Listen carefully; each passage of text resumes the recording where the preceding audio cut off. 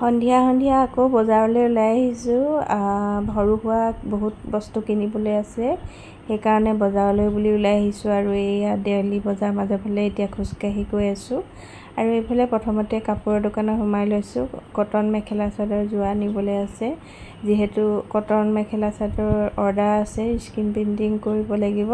সেয়ে ইয়াৰ পৰাই কটন মেখেলা চাদৰ লৈ ল'লোঁ।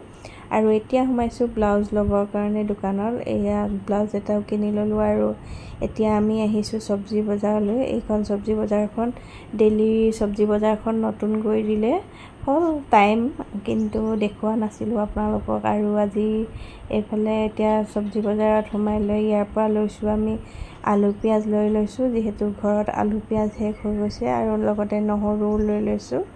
আৰু এইফালে ধুনীয়াকৈ আলু পিঁয়াজ বাছি লোৱাৰ পাছতে কচমেটিকৰ বস্তু কিনিব আছিলে, তাকো লৈ ল'লোঁ। আৰু আজিলৈ ভিডিঅ'টো ইমানেই, নেক্সট এটা ভিডিঅ'ত লগ পাম। আজিলৈ বাই বাই।